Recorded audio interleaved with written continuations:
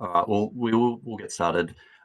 Acknowledge the traditional custodians of lands in which we gather today, and across covering many nations across Australia and beyond. And I'd like to pay my respects in particular to elders past and present, and extend that respect to all Aboriginal and Torres Strait Islander peoples here today. May we walk together with respect, learning from the knowledge and wisdom that has been shared for tens of thousands of years. Hi, I'm Matthew Gordon. I'm a client executive at Capire.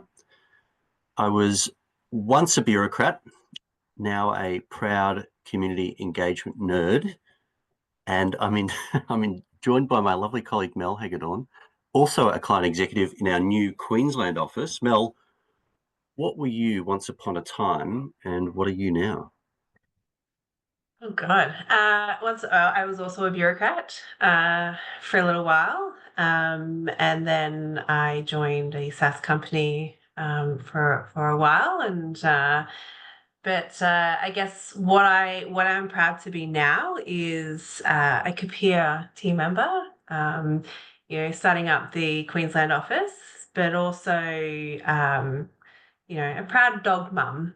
Uh, my furry friend is currently sitting underneath my desk on top of my feet, keeping them warm. Lovely, lovely.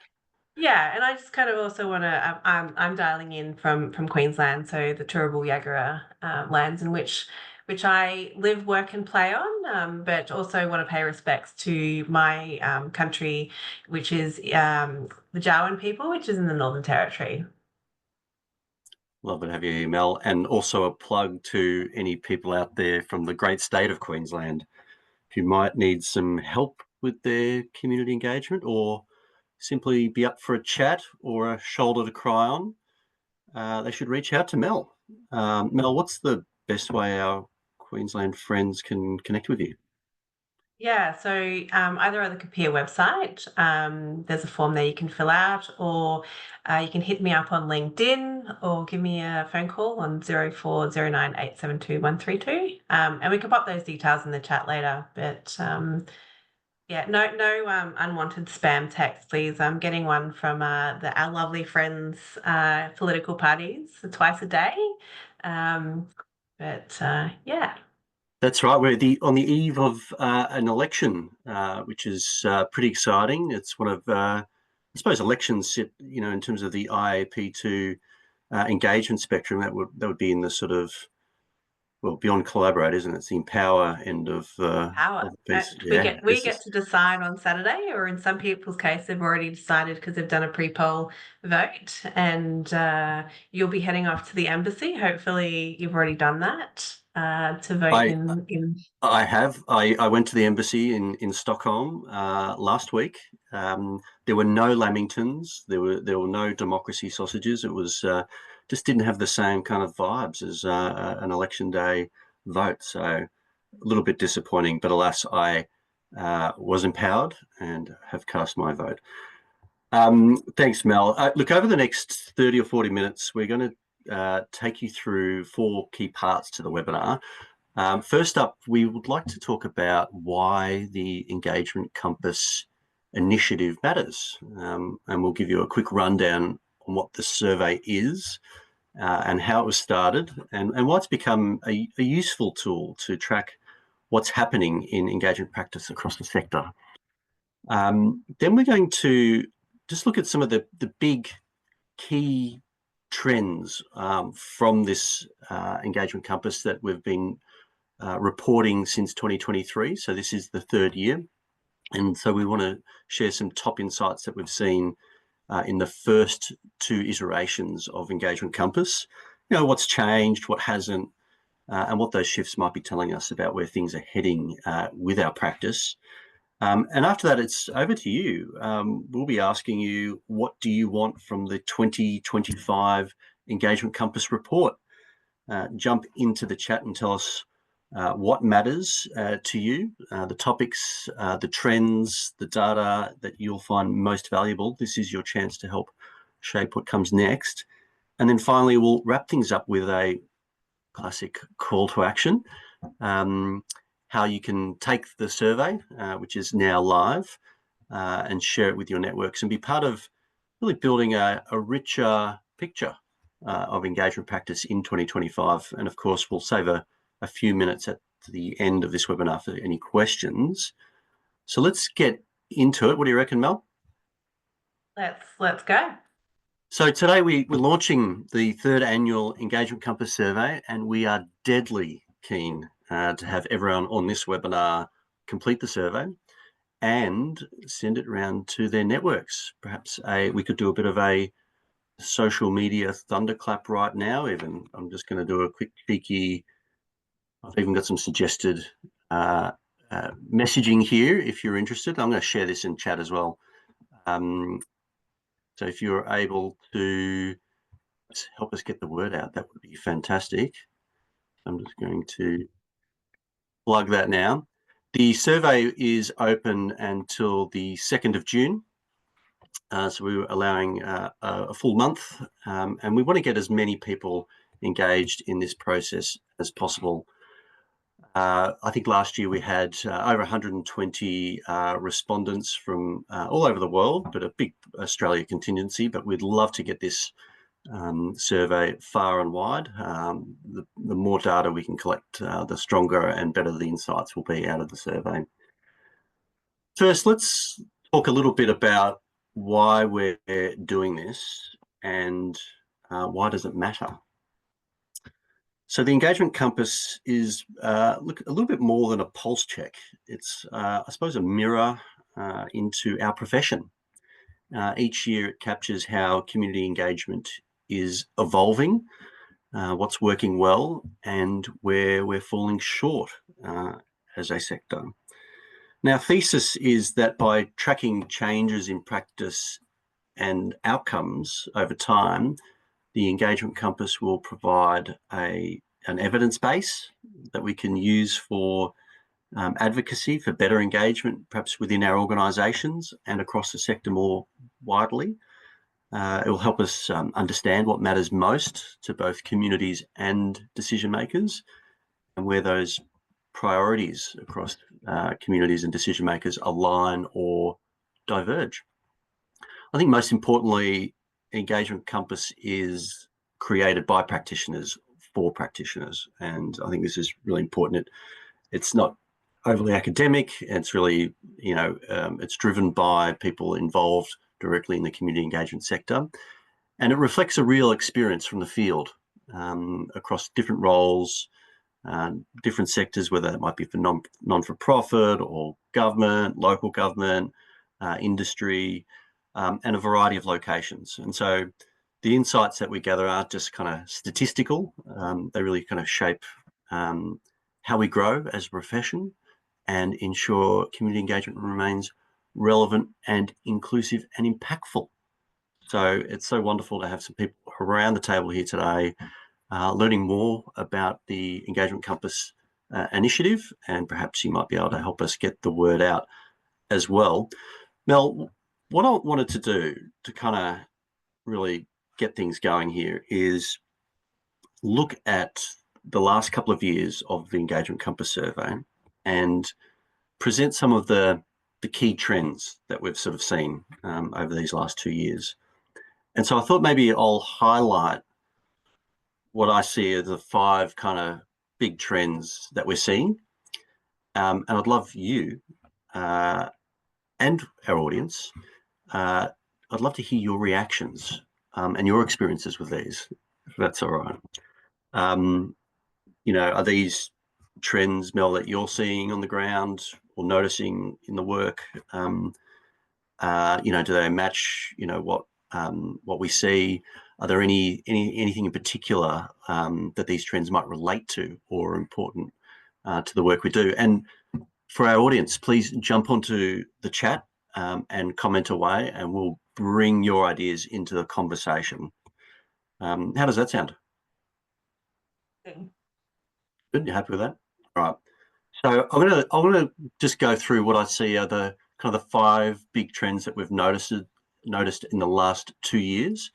And it'll be interesting once we do the third survey for 2025. We'll shoot out a report a little bit after June once the survey closes, and we'll do some analysis and then reporting. And it'll be interesting to see how maybe some of these big key trends are going for this year. Okay, so the first big trend that I think I've noticed in the survey is quite big gains in closing the loop, communicating engagement feedback back to those that were involved rose 17 percentage points from 65% in 2023 to 82 in 2024. So it seems that practitioners, Mel, are putting more emphasis on showing how showing communities how their input makes a difference. Is this something that you're kind of experiencing or seeing across your work? Yeah, so I think there's been since COVID, dare I say that word, there's been a bit of a shift in expectations from community around how organizations are using the information that they're provided in their decision making. And because we know, like, if you're having that conversation with community, they're spending and investing time into providing you, their lived experience. There's an expectation that you'll communicate back with them around how you've used that information. And as that has grown, there's, practitioners have seen, and SaaS products as well are helping with this in terms of some of their data analytic tools that they provide to help curate some of that conversation that they've had across multiple methods. But yes, I think there is a really strong movement to ensure that, organizations, when they're closing out a community engagement project, community how demonstrating who was involved, what did they say, and what was the outcome of that decision, or how is that influencing the decision, and what's the next step. So sometimes it might be at the very beginning of the project, so it might be a really big concept around a really wicked problem, and so the next step might be, okay, well, these are the kind of 6 ideas that the community have come back up, and we need to do some technical studies. Or it might be at the very end of, this is the whole process that we've done from an engagement. It's been 2-3 years of having these multiple conversations, but this is a decision that this organization has done, and we're going with option A. And so I think, closing the loop is around that storytelling. Everyone buys into a story, and we need to make sure that we are, practitioners are constantly showing that through storytelling processes. So, what does everyone else think in terms of on the call, like in terms of your practice of your your organization, because everyone's very different. Some of them are very closed in terms of, we'll just kind of demonstrate some numbers. Others are pretty open and transparent in providing all the research data that they've given from community, warts and all. So I'm interested in terms of those on the call, like pop it in the chat. But yeah, I think there has been a trend, and that has been really driven by community expectation, as well as access to tools that help analyze the data and give really good support in providing that story. Mm. I mean, it wasn't. I mean, when I first got involved in community engagement, I'd say the trend I kind of saw was, community providing feedback invariably via a survey. And I've when I was sort of starting out in this space, I would participate, and maybe there was a consultation about something happening in my local area, and I'd fill out this survey, and I just had this. I mean, I can't deny this kind of feeling that my feedback was going into some kind of black hole, and nothing changed, and I felt like, regardless, community was being ridden rough over. There was nothing was happening with it, and it was a very poor experience. So I'm quite interested to know whether, like, from this trend, obviously things are kind of changing. Yeah, we've got a few comments coming up there. Yeah, so I think Tanya from Parks is it's a non-negotiable step of their part of their engagement, which is fabulous. Mm, Datika from Scenic Rim is they're trying to do better, improving their customer experience, which is fabulous. Fatima, I think, is dialing in from Florida, so welcome. Um, and yeah, it's a natural part. And I think the other thing is we know decisions can sometimes take months. They need to go through that bureaucratic process of, you might finish an engagement 5 months ago. And I think there is, in terms of closing that loop, that storytelling in terms of here is who we've engaged and we're now analyzing the data and we intend to present some decision making to the organizations, whoever makes that decision, in mm, say in a couple of months time. And then when you do that, there's like, well, this is the outcome of the decision and how your information. So I think there is multiple steps. Some organizations are, we won't say anything until we have the decision, and some people kind of go, well, this is a closing the loop from the engagement process. And is there a possibility at that stage to get and start doing an evaluation of the engagement process whilst your decision makers are deliberating over that information. So mm. who else do we got on here? Andrew, But online space. Some winners, yep. At closing the loop. Um, I think to Dan's point there, sometimes we've got so much data, it's always too much to handle, and it, sort of makes it difficult to kind of, you know, get the interpretations back out there in kind of effective ways. I mean, that's a symptom of something, I think. I'm not sure. yeah, so I think a lot of people, like I said before, you might do a lot of face-to-face type engagement and Mm, get the really rich data that you don't necessarily get when you're using other tools and like surveys in terms of a yes no type response. And so how do you kind of draw some of those into writing a really comprehensive report mm, that makes sense in a really quick way. And so, yeah, they've got organizations that have so much data that they don't know what to do with it. And so, yeah, it's kind of, I think mm. I think when we design engagement, I really feel like you should think about the end in mind and build it back. So, Yeah. um, and I think if you're doing that, and I'm pretty sure everyone does that, and we go out with the intentions of best practice, and then our bureaucratic friends and peers get involved in the organization and they kind of pare it back, and sometimes we get lost um, in trying to achieve that end goal in mind, and we need to compromise. And so the data that we collect mightn't be necessarily everything that we want in order to support that storytelling, Mm, and maybe that's where it can potentially take longer to try and evaluate and draw that kind of what is the decision that we're trying to make. mm. And I think, I mean, from a community engagement practitioner, we're sort of facilitating these conversations. It's, you're sitting there at the knees of the community, listening to all of the issues and the challenges and the perspectives and all of their feedback, and you're sort of absorbing it like this sponge. So you at the beginning of an engagement process, you're kind of like you're a dry sponge, and then all of a sudden you sort of you soaked it all up, and you're feeling weighted by it, and you kind of change yourself, right? As a facilitator, you have this sort of experience where you're like, it's quite profound. You as a facilitator have experienced probably the most change, and it's how do you kind of throw that sponge back out to the community so they have that same shared experience, and recognize that there's change is complicated, there's lots of different issues and perspectives.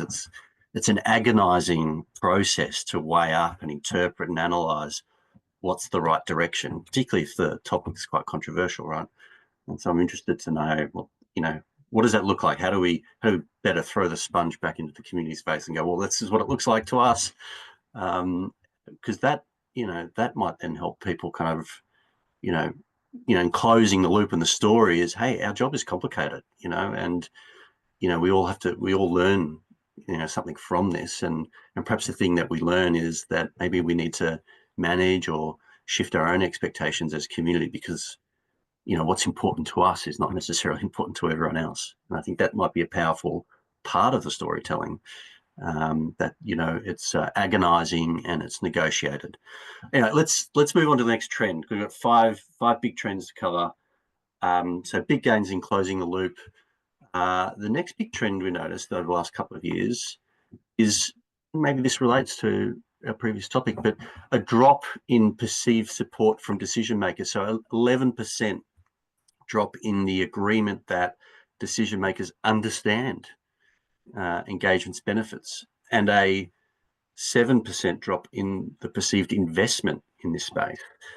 This could signal tightening budgets, sort of cost of living kind of stuff, shifting priorities, or maybe just a need to better communicate community engagement value at the executive level. Mel, what do you think? Do you think the bean counters have figured out what all this means? Because if they did, we would have lots more engagement budget. And also, again, please add your comments in, and we'll kind of chat about them. But um, you know, economic times are a little bit fraught at the moment. So, most government organizations in particular are tightening their belts. And, unfortunately, some organizations don't see community engagement or the process of community engagement as value. Um, I think, if I just step out of Capire and put my IAP2 hat on as a board director, and I hope I'm not speaking out of school here, I guess one of the things that they're trying to do is, we have, especially on a federal government level, there's a lot of advisory um, councils or organisations or for big, large projects. And so you'll have your engineering advisor, you'd have your environmental advisor, and you have all these technical advisors around the table discussing particular projects.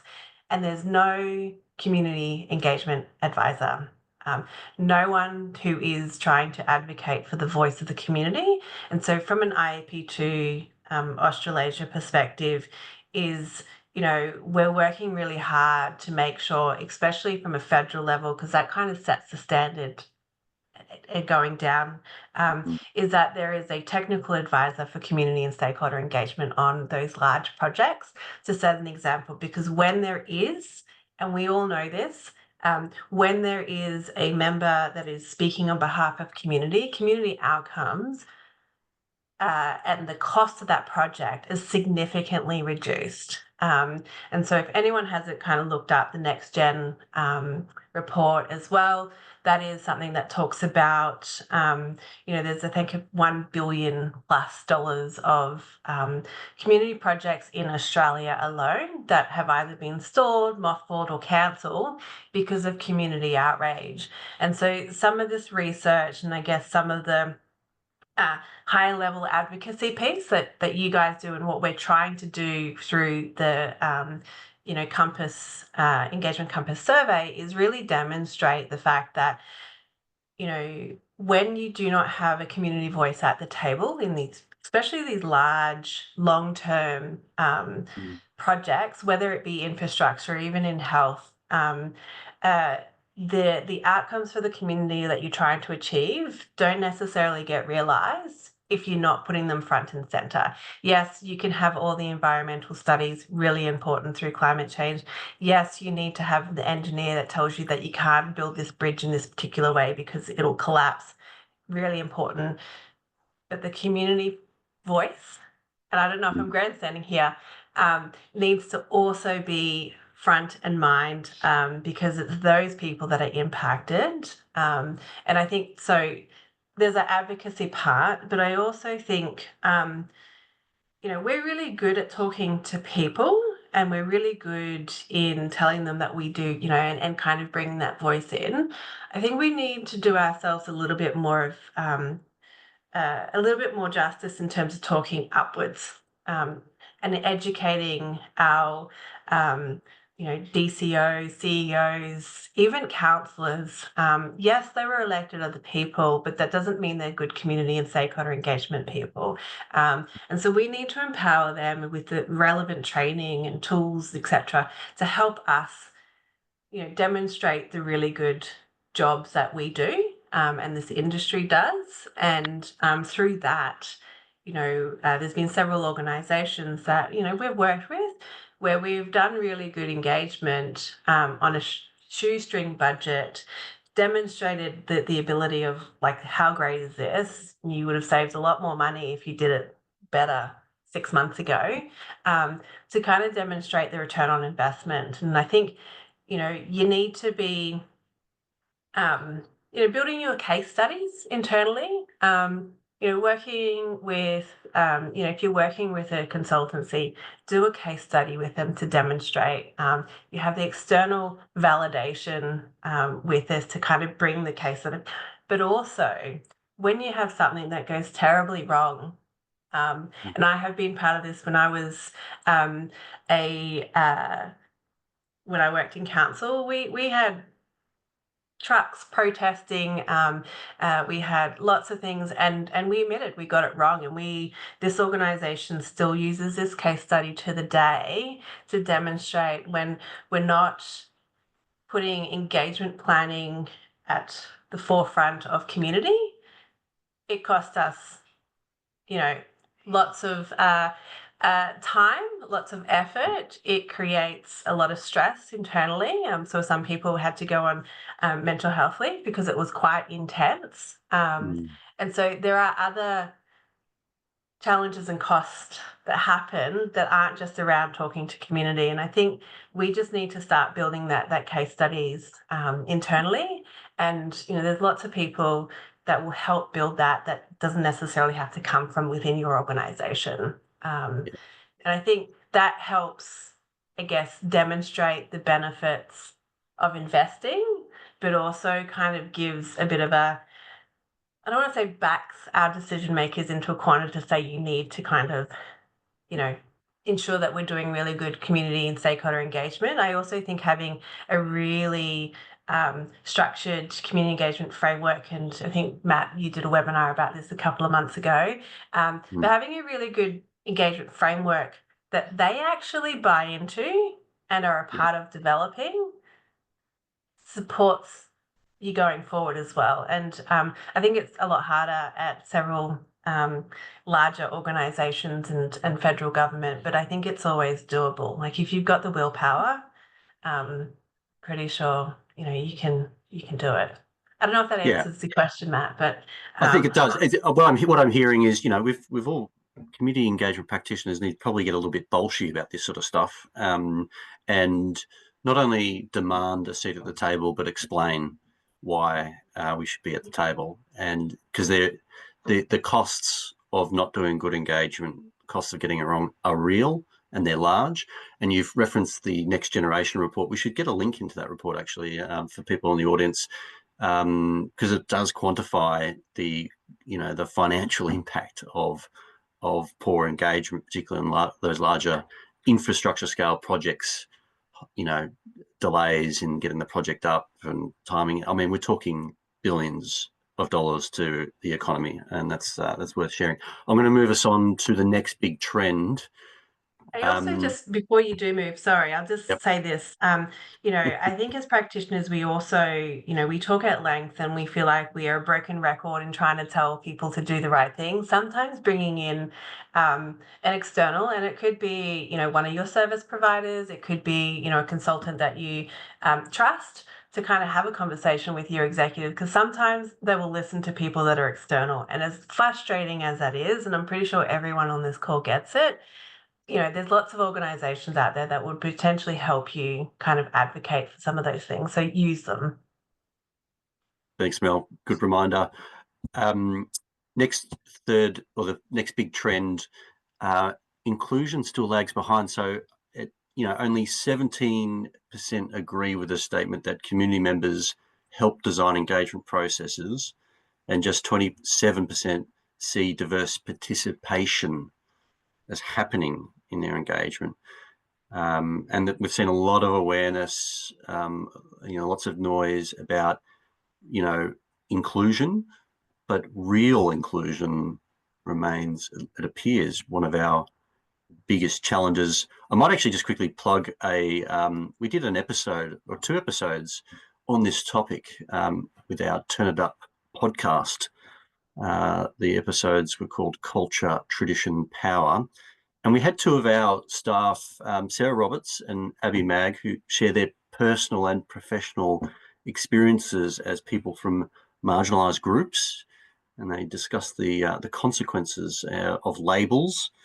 They interrogated the word diversity and offered some really interesting ideas about how we can all open ourselves up to new perspectives and new knowledge, and how we can make engagement more inclusive. I'm going to share the link in a moment. But Mel, what's your read on genuine inclusion, particularly with groups that are most marginalised in our community? Yeah, this is a really interesting one, and I think,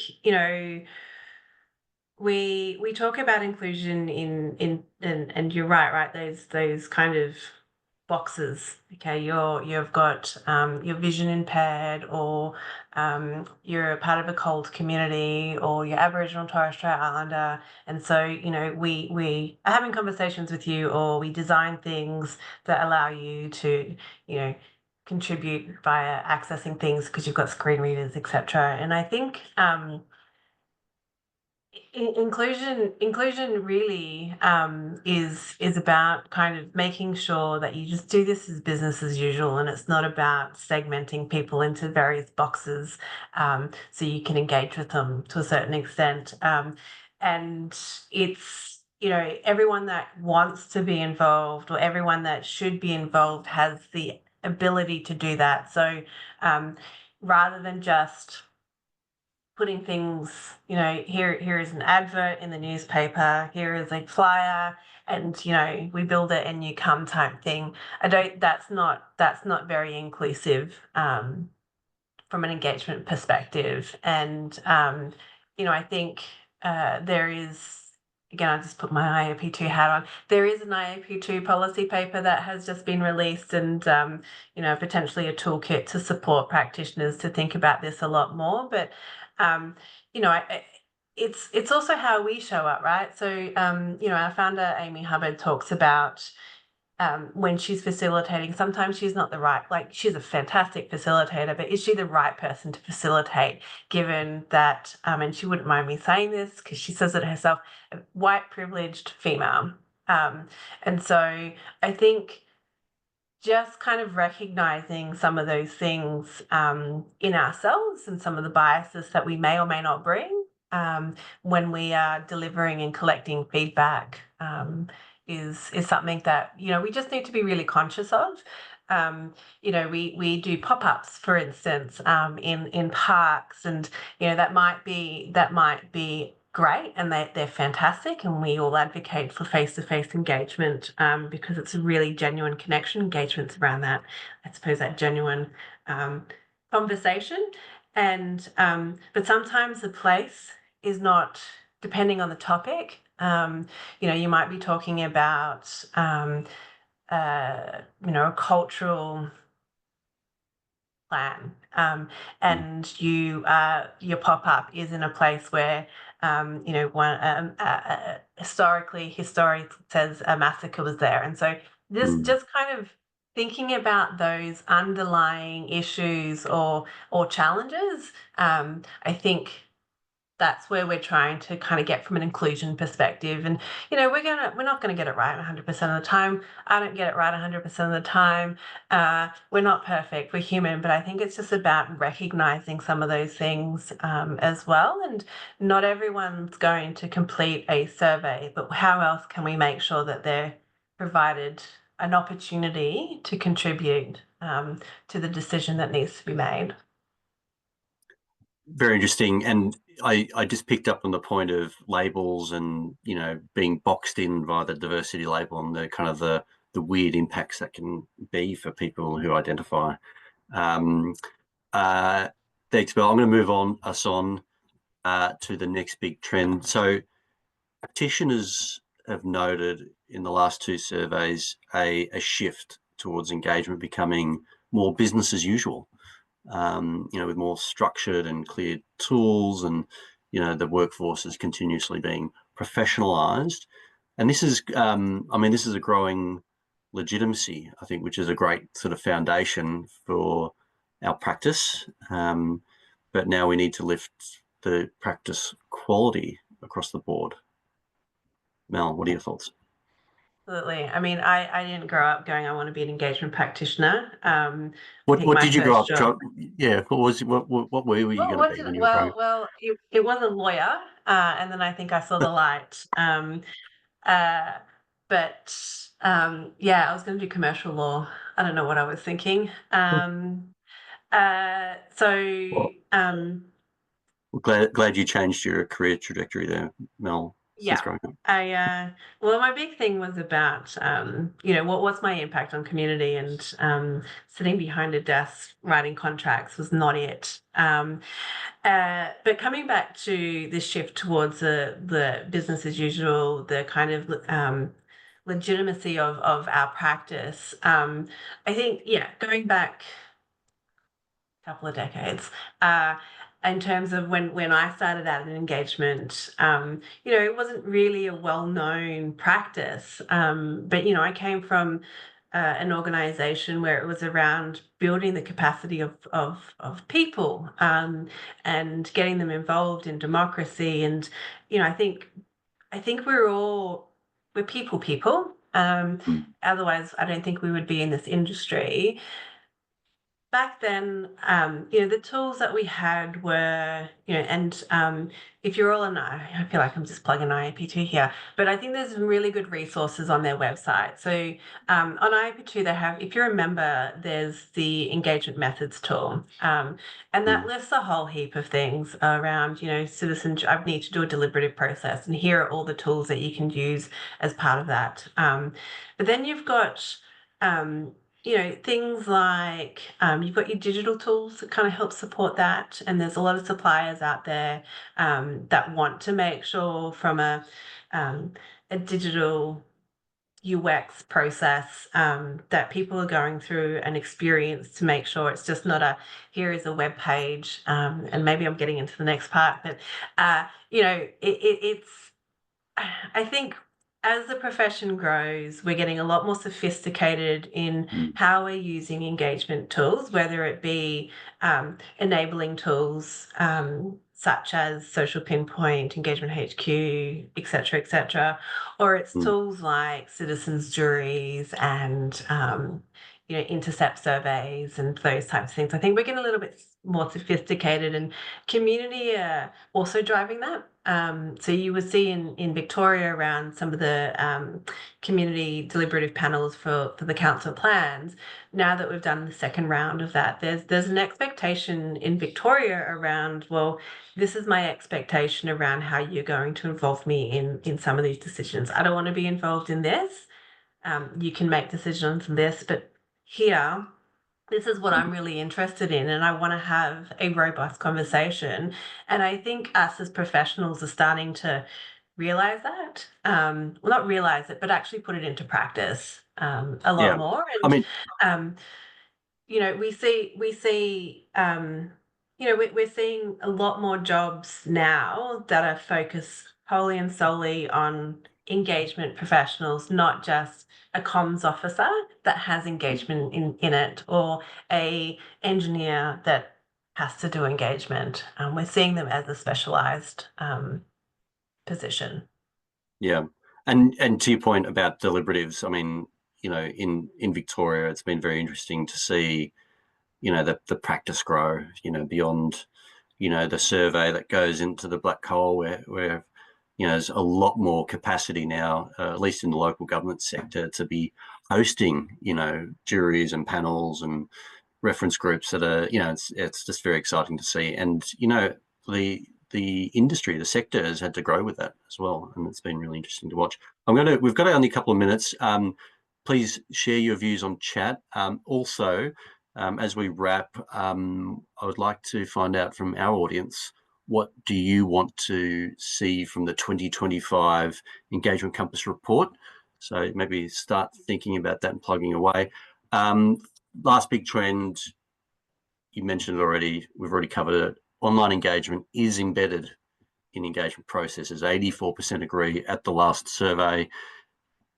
What what do we need to do, Mel, in very quickly, what do we need to do Right. to shift online engagement up and make it, Yeah, further I have embed? a bit of an allergic reaction to this, Okay. a little bit, because just the way I guess maybe it's interpreted and people interpret it. And yes, um, lots of people have purchased digital tools and they Mm, use digital tools. Fabulous. Thanks, COVID. Um, and but are they using it in a way that I come back to the equity inclusion part of it? And so yes, sure, we have a, you know, dare I say, have your say website. mm, And we put a project up there, we put information, we put a couple of PDFs, and we put a survey, or we put something else up there, and we built it, they'll come. Um, Sure, you've got approval and you've got budget to have such a valuable tool within your organization, but how is that from an experience perspective, like a customer citizen experience perspective, ensuring that they're going through the process of making sure that they understand what you're asking, um, understanding what the challenge is to be solved, and they're providing feedback um, that's more than just a survey. And I know everyone knows what a survey is.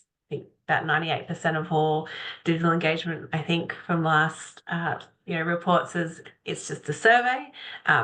Community very familiar with completing surveys, but is that the best method or tool around collecting that information and then analyzing that information? So there's other tools out mm, there that can help take that quantitative and qualitative information and make sense of it in a really quick way.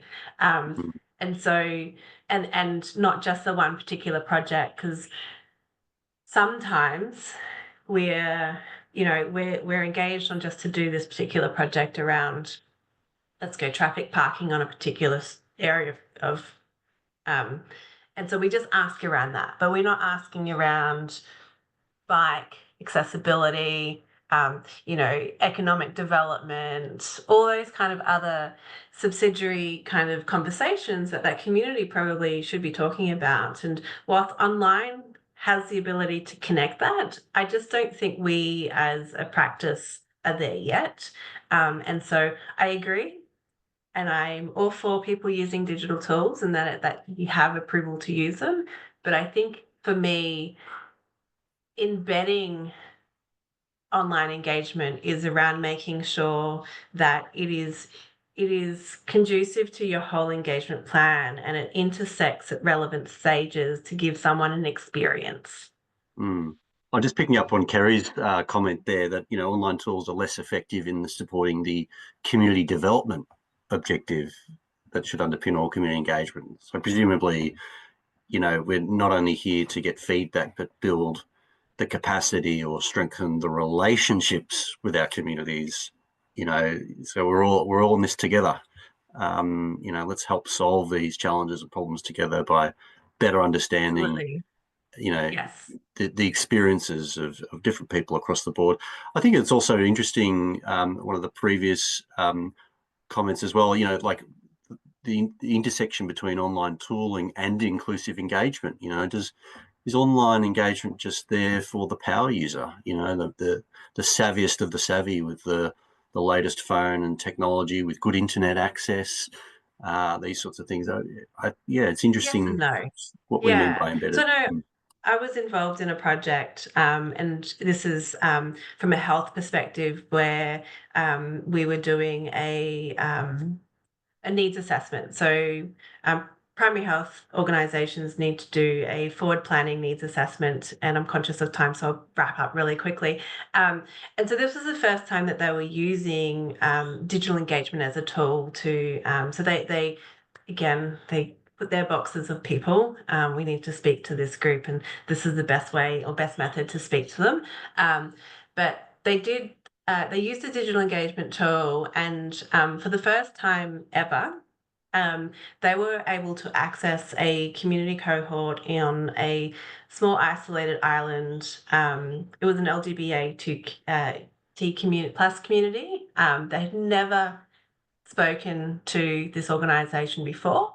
The outcome of that engagement. So I think they have their tool. It's just about a matter of making sure that you're planning for it. It's not a bolt on. It's not just something, oh, here is our engagement plan and we'll whack on a digital survey to capture everything else. They were able to, the outcome of that was, so they didn't have any GPs trained in LGBTQ plus community health issues. And so they were Mm. actually able to put funding in to this remote island GPs and get them additional services to support that community that lived on that island. And so I guess digital has its place, but it Mm. needs to be planned for, not a bolt on. Well said. Well said. Thank you, Mel. We're nearly at time, or we're just a little bit over time. Uh, I want to now quickly get some more inputs from our audience. Um, so what do you want from the 2025 report?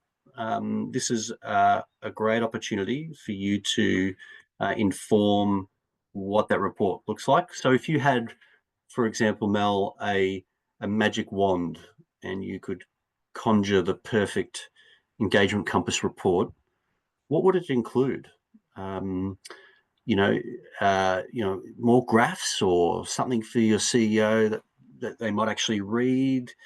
Um, yeah, well, what's your ideal inclusion in the 2025 report? And please, our audience, let us know what you think we need to kind of focus on uh, for the Engagement Compass 2025. Yeah, and we have a question that we might answer in a minute from Fatima. But I think for me, I mean, it's really good to understand. I think there's two parts. As a practitioner, where are we actually progressing as an industry? Mm. Um, where do we kind of fall down and potentially need to look for over the next month? So I know, and I is it going to be the third year in a row where evaluation is something that still is not kind of done within the industry? And I think evaluation is so critically important because we don't improve without doing a proper evaluation.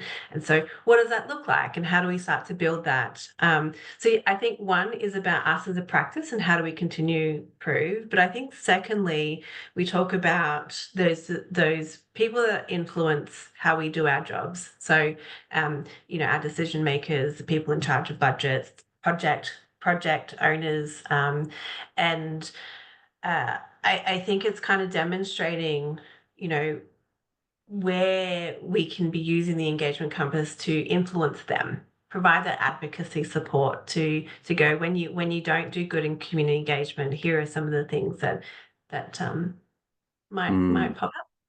More, yeah, just bouncing on some of the comments here. So it'd be cool to have more interactive and in-depth studies that show long-term impacts that really paint a picture on what effective engagement looks like. Similar to what you just mentioned, sort of before and after the project is done. So that's an interesting point to have.